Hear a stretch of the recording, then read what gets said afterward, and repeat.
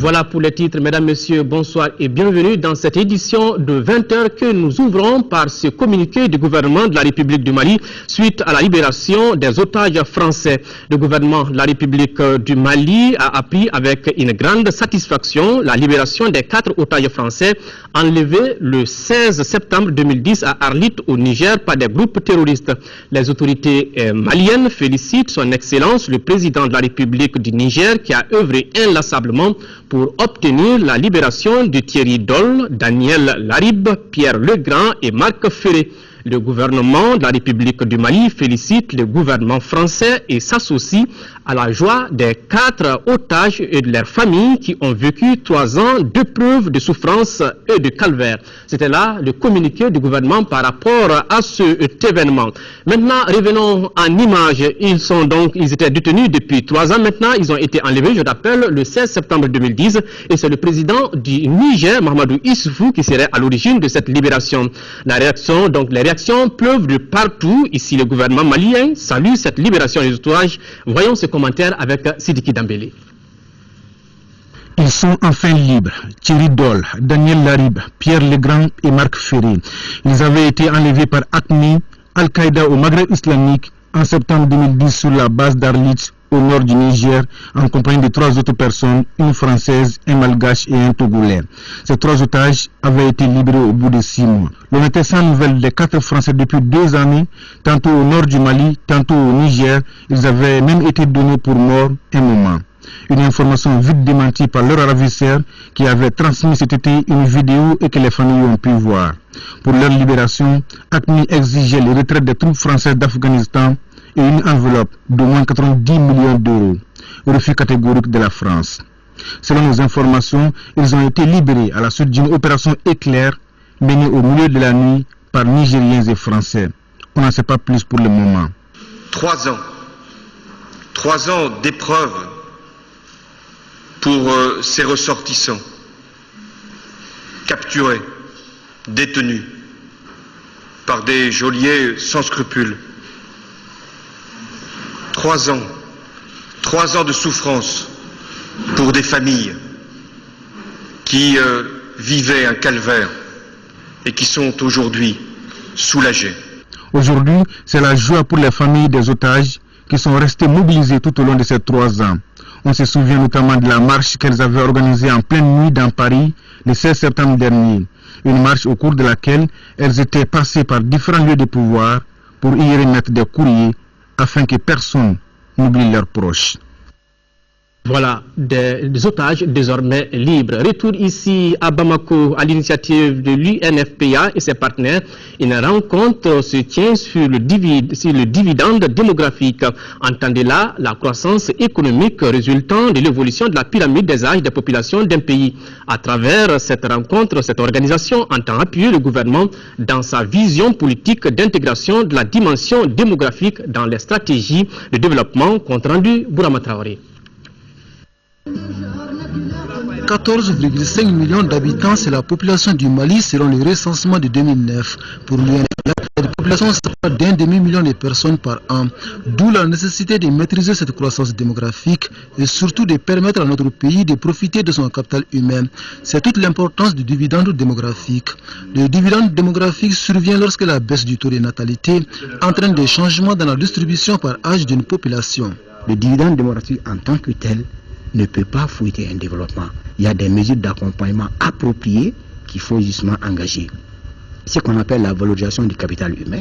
En plus de la valorisation de ce capital humain, il faut un autre aspect, c'est l'amélioration des conditions institutionnelles qu'il faut ajouter. Il y a tous les aspects liés à l'investissement, à l'éducation, la santé et la bonne nutrition. Pour les représentants de l'UNFPA, le Mali peut bénéficier du dividende démographique pour accélérer sa croissance économique. Pour cela, il doit amorcer la baisse de sa fécondité, considérée comme la plus élevée d'Afrique subsaharienne, 6,1 enfants par femme en moyenne. Mieux, il doit s'assurer que cette baisse soit suffisamment rapide afin d'accélérer la diminution des taux de dépendance. Le Mali sera alors en mesure d'améliorer plus rapidement son capital humain et la productivité de ses travailleurs. et de poursuivre que l'UNFPA est déterminé à soutenir la vision gouvernementale en matière d'intégration de la dimension démographique dans les stratégies de développement, même engagement pris du côté de la Banque mondiale. Notre disponibilité à appuyer donc le gouvernement malien à mettre en œuvre ce programme avec des innovations telles que la scolarisation des filles, l'enseignement secondaire au niveau des bourses des filles, toutes les activités de renforcement du pouvoir des femmes et des hommes et des couples. La politique nationale de population adoptée par le gouvernement du Mali concrétise notre ambition d'améliorer la qualité de vie de tous les Maliens par une utilisation rationnelle des ressources. Elle constitue un jalon de plus vers une meilleure intégration des variables démographiques dans nos politiques de développement. La rencontre est le fruit d'une coopération tripartite, ministère du Plan et de la Prospective, Banque mondiale et UNFPA. L'objectif est de favoriser un dialogue politique autour des questions de population. Autre grand titre de ce journal, à quelques semaines du premier tour des législatives, focus aujourd'hui sur le rôle du député en tant que représentant du peuple. Le député vote les lois et contrôle l'action gouvernementale. Ce double rôle est pleinement exercé par les élus de la nation, ou encore un député est-il à la fois législateur et exécutif? Les éléments de réponse dans ce reportage signé Bourama Traoré. Dans la Constitution du 25 février 1992, précisément dans le titre 5, l'Assemblée nationale a deux fonctions. Une fonction de contrôler l'action du gouvernement et une fonction de voter les lois. Et le rôle du député s'inscrit bien dans ce cadre. Le député représente le peuple pour voter ces lois. Donc, les discuter, les débattre, les amender ou même les rejeter, si ça ne lui convient pas. Mais on lui fait confiance et il vient avec sa vision personnelle. Deuxième chose, le député doit venir pour faire des propositions de loi. Quand un député se sent capable d'exprimer la voix du peuple sous une autre forme que la vision du gouvernement de l'exécutif, il fait des propositions de loi. À ce titre, quand il aura voté le projet de loi ou fait voter les propositions de loi, le gouvernement est amené à le mettre en œuvre. À ce moment-là, le député vient à posteriori pour faire le contrôle de l'action gouvernementale. Ce double rôle est-il correctement et pleinement exercé par les députés à l'Assemblée nationale? De l'avis de la grande partie de l'opinion nationale, la réponse est négative. Pour ce que je vois, et je constate encore dans les pays, je trouve que les députés maliens ne jouent pas vraiment pleinement leur rôle. Parce qu'il y a des différences vraiment qui sont ici vraiment de l'Assemblée nationale, qui sont vraiment inacceptables en fait. Un député, c'est celui qui doit représenter sa commune pour dire le problème dont sa commune est confrontée, mais très généralement ce n'est pas le cas au Mali. Ils viennent juste pour s'enrichir, pour avoir le titre de député. Prenons l'exemple du vote sur le code de la famille. Ce code a été voté et on sait tout ce qui s'est passé après. La rue s'est insurgée contre ce code. Cela voudrait dire simplement que le député n'est pas revenu à la base. Si chaque député venait à la base discuter des projets de loi qui leur sont soumis, je pense qu'ils vont pouvoir prendre en compte l'avis de cette base et enfin savoir quelle position prendre au sein de l'hémicycle. Malheureusement, ce travail de restitution à la base, ce lien de communication entre le député et sa base n'existe pas au Mali, ce qui complique beaucoup la compréhension, bien entendu, des électeurs. Comment permettre alors aux députés de répondre aux aspirations de leur mandat? Certains proposent de réformer l'Assemblée nationale. Ce rôle voudrait dire que chaque fois que l'État pose un acte, c'est-à-dire les autorités exécutives posent un acte, cet acte doit être déféré au sein de l'Assemblée nationale pour approbation. Et on se rend compte que beaucoup de textes ou accords sont signés par le Mali et malheureusement, ça ne fait pas l'objet de débat à l'Assemblée nationale. Malheureusement, nous sommes dans une forme qu'il faut corriger. Et il faut avoir le courage de le corriger. Nous avons passé 10 ans où le débat parlementaire a été tué. Comme disait l'autre, le consensus tue la démocratie. Et en tant qu'un des acteurs clés du processus, les députés se doivent de mieux comprendre et de mieux exercer leur rôle. Autrement dit, un député n'est pas un exécutif. Un député ne dispose pas d'un budget d'exécution. Donc, il ne peut ni promettre la construction des écoles, des infrastructures socio-collectives, etc., etc. Non, un député ne peut pas le faire, puisqu'il ne dispose pas de budget conséquent à la matière. Le maire peut le faire parce qu'il est élu d'une circonscription où on lui paye les impôts, il a des ressources propres. Le député n'en a pas.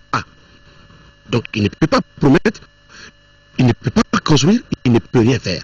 Par contre, un député doit avoir une relation saine avec les élus de la circonscription dans laquelle il a été élu, afin de permettre la facilitation bien entendu des relations avec les partenaires. Le député n'a pas les moyens, le député n'a pas l'argent de l'État. Celui qui va raconter à ses électeurs ou bien à sa population que je vais vous faire des routes ou je vais vous faire des classes est un menteur. C'est clair et net. Ou il n'a pas compris lui-même le rôle du député. Avis donc aux électeurs à quelques semaines du premier tour des élections législatives prévues pour le 24 novembre 2013. Une élection qui permettra au Mali de se doter d'une nouvelle Assemblée nationale. Dossier signé Bourama Traoré.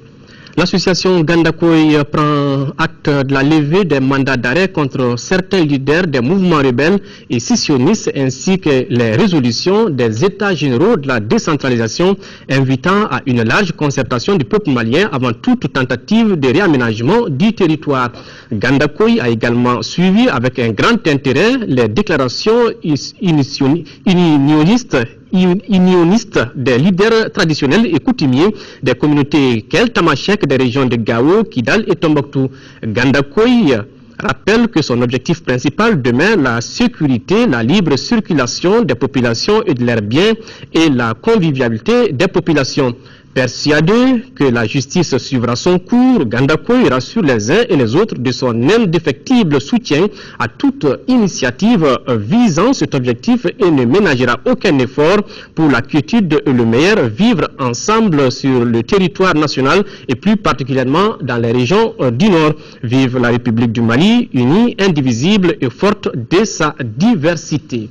Sur un autre plan, bientôt la fin du calvaire des habitants de Missabougou et extension.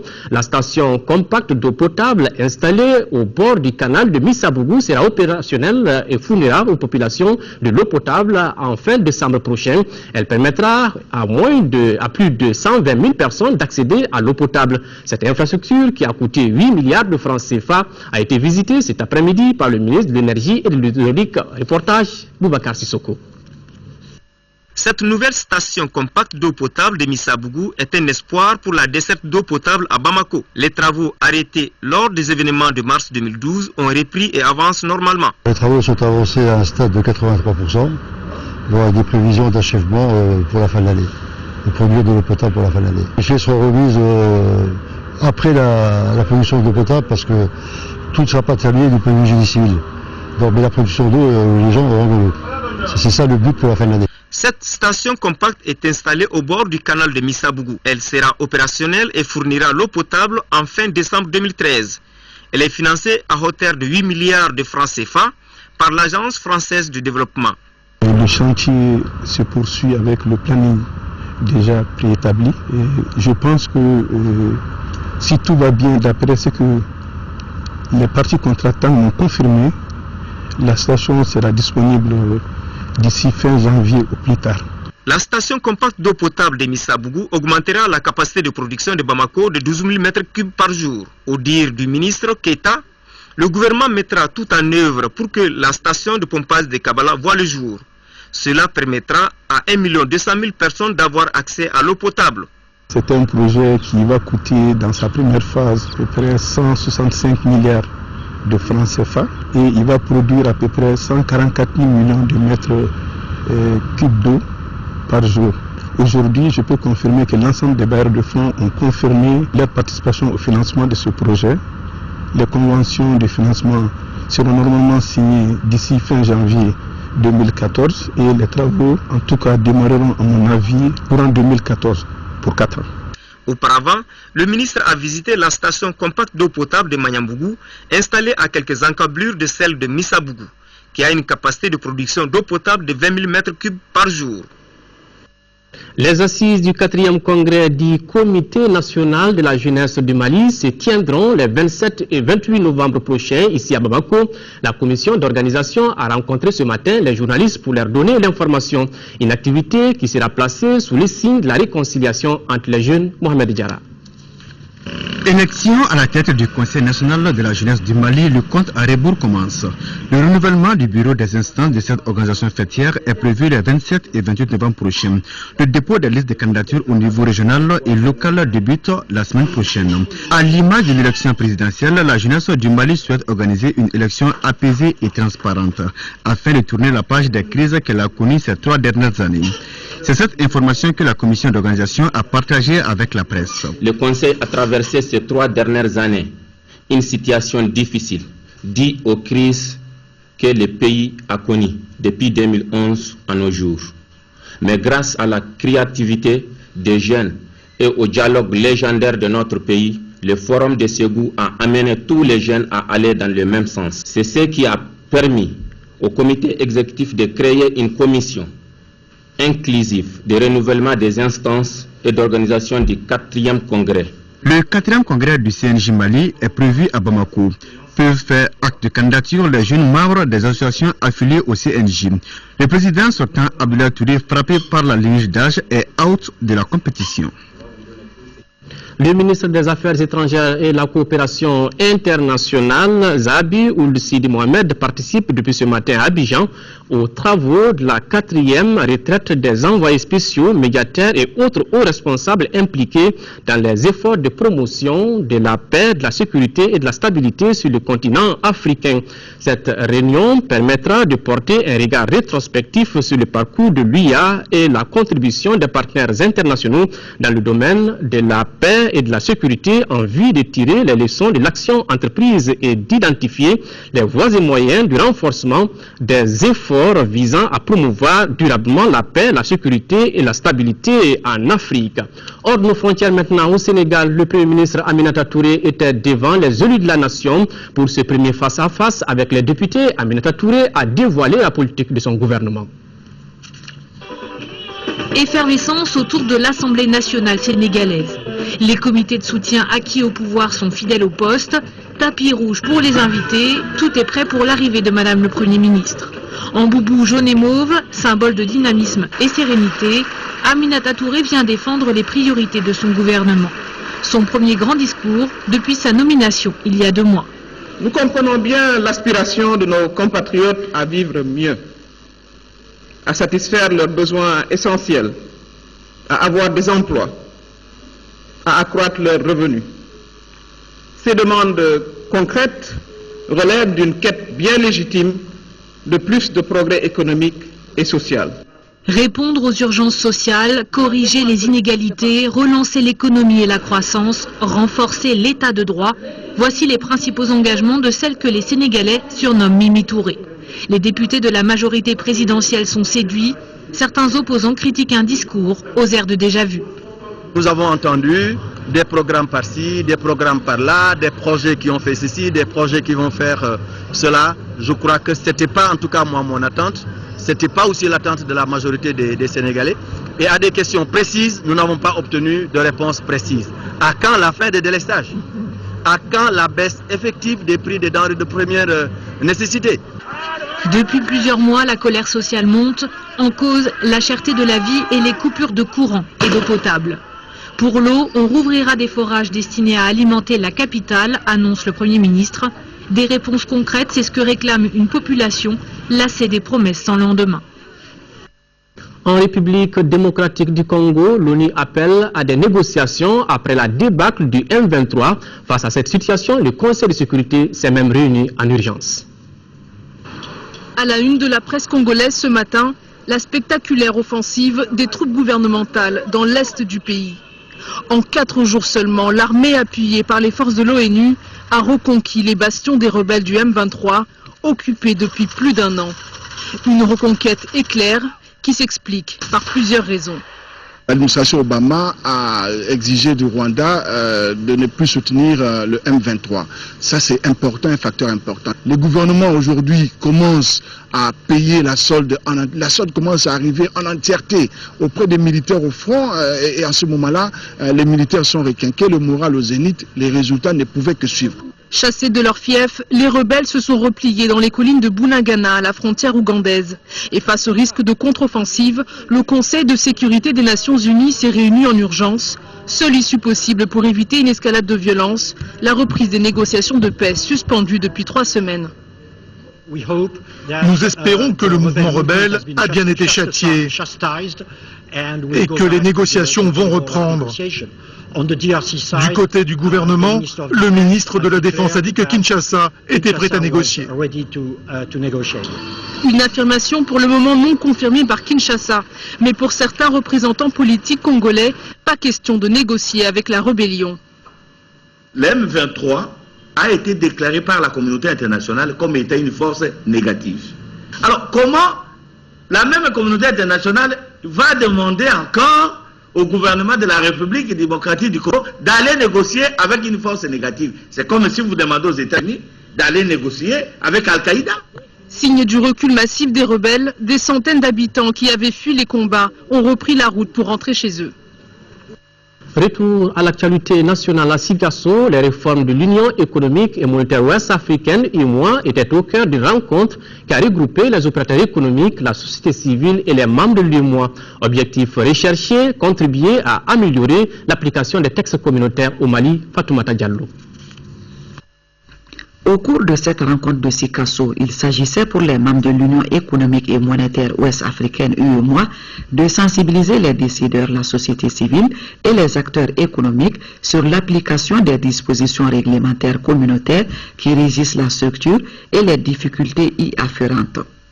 Ces dispositions, qui connaissent aujourd'hui une application de différents degrés au sein des États membres de l'UEMOA, sont relatives à la libre circulation des personnes, le droit d'établissement pour ne citer que cela.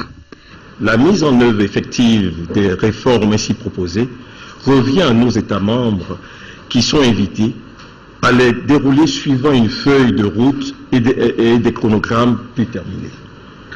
Cependant, force est de constater qu'à l'heure actuelle, environ 50% seulement de ces réformes ont été transcrites dans l'arsenal juridique des États membres. D'où la motivation à l'origine de cet espace d'échange avec comme piste de réflexion, entre autres la politique commerciale commune, les échanges intracommunautaires et les accords de partenariat économique. Ce qui fera dire au chef de l'exécutif régional de Sikasso l'intérêt qu'il accorde à ce forum. Étant dans une ville carrefour, à la proximité de 2 frontières, nous avons souvent écho des dysfonctionnements qui ont souvent lieu dans l'interprétation et l'application des textes communautaires. Face à cette situation, qu'il me soit permis de saluer l'initiative du Bureau de la représentation de l'UEMOA, dont l'objectif majeur est de contribuer à améliorer l'application des textes communautaires au Mali. L'UEMOA, qui s'apprête à fêter ses 20 ans d'existence, dévoile son ambition d'offrir comme précieux cadeau à la jeunesse l'égalité de traitement des étudiants ressortissants de l'UEMOA et le droit d'accès aux institutions publiques d'enseignement supérieur. Direction la cité des Balanzans, là-bas, plus de 73 millions de francs CFA, c'est le coût du projet d'aide d'urgence qui vient de lancer Enda Tiers-Monde avec ses partenaires Caritas Allemagne et le ministère des Affaires étrangères allemand dans la commune de Ndara, dans la région de Ségou. Une fois ce projet mis en œuvre, il permettra à 1250 jeunes d'avoir de l'emploi, mais aussi d'assurer la sécurité alimentaire dans la région Mamoutou Danté.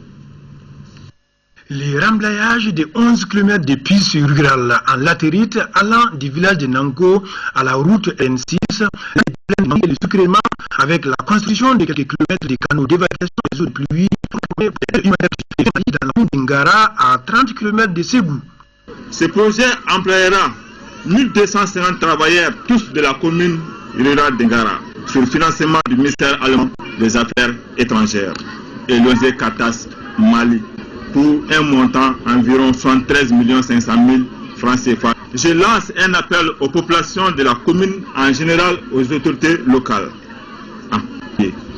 à s'approprier des acquis qui verront le jour à la fin de ce projet.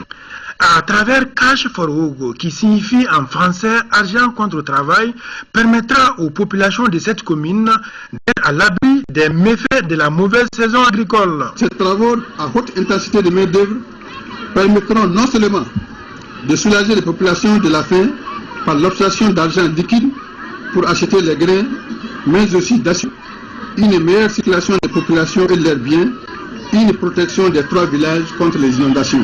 Le coût dans les 5 communes bénéficiaires du projet dans la région de Ségou s'élève environ à 281 millions de francs CFA. Il a été financé grâce à l'aide du Caritas Allemagne, le ministère des Affaires étrangères allemand et le gouvernement du Mali. Développement rural toujours à Ségou, le village de Sakebougou a servi de cadre à la cérémonie de lancement du projet renforcement des capacités de gestion post-récolte et de commercialisation des céréales face au Djigui. Le coût du projet est estimé à 334 millions de francs CFA à Maïguéré, au Gobaradolo. Cette batteuse de 1000 en action à Sakebougou en fait sacre le lancement officiel du projet de renforcement des capacités de gestion post-récolte et de commercialisation des céréales. Ce projet dont le but est d'augmenter le revenu de 5610 petits producteurs, dont 4354 hommes et 1246 femmes, membres Faso Djigui FASEM, est financé par AGRA, Alliance for Green Revolution in Africa, pour un montant de 334 435 950 francs CFA. Les objectifs spécifiques: réduire les pertes post-récolte et améliorer la qualité des produits agricoles, améliorer la mise en marché collective des produits, renforcer la capacité organisationnelle de gestion et de suivi et évaluation de l'Union. Le maire de la commune rurale de Sakoiba, le président de la coopérative de base de Sakebougou, le représentant du président de la Chambre régionale d'agriculture ont rappelé dans leur intervention les coûts financiers, physiques et autres frais des opérations de la récolte à l'emmagasinage des céréales. Ils ont salué cette innovation, l'ère nouvelle, une ambition de AGRA. Notre mission est de faciliter une révolution verte authentiquement africaine qui transformera l'agriculture africaine en un système hautement productif, efficace, compétitif et durable qui assure la sécurité alimentaire et sortira d'1 million de personnes de la pauvreté. Malgré la situation de crise au Mali, la mise en œuvre du projet a été effective en juillet 2012 et a fait d'importantes réalisations. En témoignent les bénéficiaires. Le projet Monde rural encore cette fois-ci dans la région de Mopti où plus de 29 millions de francs CFA, c'est le coût du projet de renforcement des pasteurs de la commune rurale de Dialoubé face aux effets de la crise. Projet qui servira donc qui permettra de mettre en œuvre 6 programmes dans plusieurs localités de la commune. Nous retrouvons le reportage de Moustapha Doumbia. Le projet de renforcement de la résilience des pasteurs de la commune rurale de Dialoubé face aux effets de la crise du Nord est mis en œuvre par l'ONG Organisation pour un développement intégré au Sahel, Odi Sahel. Il couvre les villages de Dialoubé, Kakanyapel, Ouro Alfaga, Kanyo, Odewasi et Waekre. Le projet vise ainsi à contribuer au renforcement de la résilience à travers la vaccination des animaux contre certaines grandes épizooties, l'apport des soins de santé, la sensibilisation sur la protection et la conservation de l'environnement, l'organisation de rencontres intra- et intercommunautaires, des conférences débats dans le cadre de la gestion des conflits et de la prévention aussi des conflits. Il y aura aussi la réalisation d'émissions radio sur les textes de gestion des ressources pastorales. La réussite de ces projets sera notre réussite car les résultats atteints contribueront fortement à réduire les effets prévers de la crise que nous avons connue. Le projet de renforcement de la résilience des pasteurs de la commune rurale de Dialoubé face aux effets de la crise du Nord est cofinancé par l'Union européenne, le Danemark, la Suède, la Suisse et le Canada à travers les programmes d'appui aux organisations de la société civile PAOS 2. Je dirais aux responsables de Odi Sahel surtout de veiller au respect des procédures de mise en œuvre de ce programme. Et nous espérons que ce programme va contribuer à améliorer les conditions de vie des éleveurs. Le projet s'étend sur 15 mois pour un peu plus de 29 500 000 francs CFA.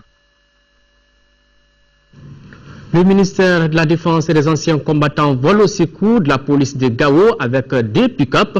Désormais, la police pourra exercer pleinement sa mission de sécurisation des personnes et de leurs biens sur l'ensemble du territoire de la commune urbaine d'Aouda Soumana Traoré. Ces deux pick-up octroyés à la direction régionale de la police de Gao permettront de renforcer les dispositifs sécuritaires de la cité des Askia. De la reconquête à ce jour, la police accomplissait difficilement sa mission avec un seul véhicule mis à sa disposition par le PC Maliba. Aujourd'hui, une grosse épine vient d'être enlevée de son pied. Nous avons d'abord commencé ici sans monture ni toit. Et c'est là que nous avons accepté. Parce que nous avions compris que dans certaines situations, il fallait savoir être patient. Puis nous avons eu un véhicule. Et aujourd'hui, nous en recevons deux. Ceci nous commande tout simplement l'amélioration de nos performances. Le poste de commandement du théâtre de l'opération Maliba, qui a toujours volé au secours de la police de Gao, peut consacrer son énergie à d'autres fins. Le terrain étant vaste et la mission complexe. Le ministre de la Défense et des anciens combattants, M. Souili Boubé Mega, a décidé de donner 2 Toyota pick-up à la direction régionale de la police de Gao pour renforcer ses capacités dans le cadre des missions de sécurité. Puisque bien évidemment, plus les forces de sécurité seront en mesure de remplir leur mission à l'intérieur des agglomérations, moins nous militaires nous serons sollicités par rapport à nos moyens de défense et que nous pourrons mieux agir dans les zones où nous opérons. Désormais, la police de Gao est prête à poursuivre les malfrats à tout moment et en tout lieu, conformément à sa mission de sécurisation des personnes et de leurs biens. Une promesse que partage Adama Kansai, directeur de cabinet du gouverneur de Gao. Voilà, ça roule déjà. Restons toujours dans le nord de notre pays où le commandant des théâtres d'opération Maliba est arrivé hier en zone militaire de Tombouctou. Lors de la rencontre avec les officiers, il a été question de l'amélioration des conditions de travail, de la discipline au sein de l'armée et de la formation. Sur place, le colonel-major a saisi l'opportunité pour expliquer les objectifs et les principes qui régissent l'opération Maliba. Il est au micro de Adama Djimde. En un premier temps, minimiser et au final réduire la menace djihadiste et terroriste sur l'ensemble du territoire, en particulier sur le théâtre de l'opération Maliba. En un second temps, favoriser le retour des réfugiés et des déplacés en assurant le contrôle ou la restauration de l'intégrité territoriale du Mali. En un troisième temps, participer activement au processus de sécurisation des différentes élections législatives et communales. Aujourd'hui, je suis venu en personne et remercier la zone de défense numéro 5 à qui on a ajouté la portion de Nara et de Nampala pour constituer le secteur 3 pour une bonne coordination, pour vous remercier d'abord pour tout ce que vous avez fait, pour tout ce que vous êtes en train de faire. Et en dehors de ça, vous présentez les condoléances pour tous nos compagnons qui sont tombés sur le secteur 3 et pendant le repli, et pendant la reconquête, et pendant la phase de stabilisation. Je sais que vous vous battez, vous faites de votre mieux. Et c'est ce qui est très très important. Votre engagement, votre détermination, il faut que l'ordre revienne. Le soldat sache que son avenir c'est dans les mains du caporal et du caporal-chef. Que le caporal-chef sache que c'est le sergent-chef qui peuvent le noter et qui peuvent le briser. Donc c'est par cette discipline que cette armée reviendra une armée normale, une armée que nous avons héritée de nos aînés.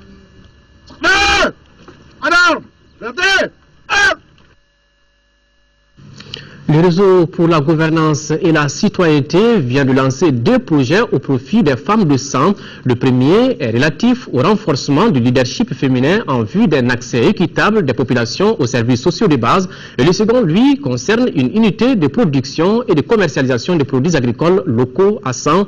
Reportage Moussa Fane. Le réseau national pour la gouvernance et la citoyenneté RNASEC veut jouer un rôle important dans la promotion économique des femmes de notre pays, le Mali. C'est ainsi qu'il vient de procéder au lancement de deux nouveaux projets dans le cercle de 100. Il s'agit du projet de renforcement du leadership féminin en vue d'un accès équitable des populations aux services sociaux de base et du projet de mise en place d'une unité de production et de commercialisation de produits agricoles au profit des femmes du cercle de 100. Ces deux projets répondent à deux des objectifs stratégiques de Afrofem, à savoir assurer la promotion économique de la femme et assurer une participation politique des femmes et leur meilleur accès aux services sociaux de base. Cette journée est d'autant plus importante qu'elle répond à l'une des préoccupations majeures de notre cercle, qui est la question de la représentation politique et de l'accès des femmes aux sources de revenus. Le rôle de la femme dans le développement socio-économique du pays et l'équilibre des ménages n'est plus à démontrer. Pour permettre aux femmes bénéficiaires du projet d'assurer leur mission, des équipements de transformation et de production leur ont été offerts par les réseaux. Toute chose qui a permis aux récipiendaires d'assurer également les partenaires pour la bonne conduite des activités. Rappelons que la réalisation de ces deux projets a été possible grâce aux appuis financiers du programme d'appui aux organisations de la société civile et l'Association pour les milieux de France.